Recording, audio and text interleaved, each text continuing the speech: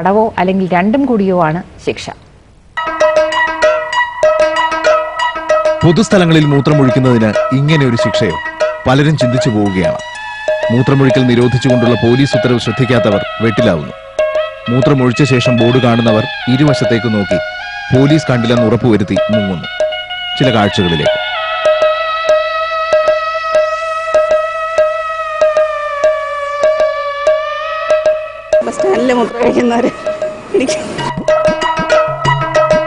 ശ്രദ്ധിച്ചില്ലേ? Bus ഇറങ്ങിയിട്ട് ഇങ്ങോട്ട് പാഞ്ഞേനി മൂത്ര ഒഴിച്ച് പോകാൻ ബസ് കയറാൻ വേണ്ടി പോയിരുന്നു. ഇനിയിപ്പോ എന്താ ചെയ്യാ? അപ്പൊ അതിനടക്കേണ്ടി ഒരു കാരണം. പകർച്ചവ്യാധികൾക്കുള്ള പ്രധാന കാരണം പൊതുസ്ഥലങ്ങളിലെ മൂത്രമൊഴിക്കലാണെന്നാണ് പോലീസിന്റെ വാദം. അത് തടയാൻ ഇതല്ലാതെ മറ്റു മാർഗവുമില്ലെന്ന് പോലീസ് പറയുന്നു. മൂത്രമൊഴിക്കാൻ എത്ര തോന്നലുണ്ടായാലും ഈ ശിക്ഷയുടെ കാഠിന്യമോർത്ത് അതിൽ നിന്ന് ആളുകൾ പിന്തിരിയുമെന്നാണ് പോലീസിന്റെ വിശ്വാസം. ആദ്യം ബസ് സ്റ്റാൻഡിലും പിന്നീട് നഗരത്തിലെ മറ്റു പൊതുസ്ഥലങ്ങളിലേക്കും മൂത്രമൊഴിക്കൽ നിരോധനം വ്യാപിപ്പിക്കാനാണ് പോലീസിന്റെ നീക്കം. ക്യാമറാമാൻ സോളമൻ റാഫേലിനൊപ്പം ബിനുരാജ്, ഏഷ്യാനെറ്റ് ന്യൂസ്, കോഴിക്കോട്.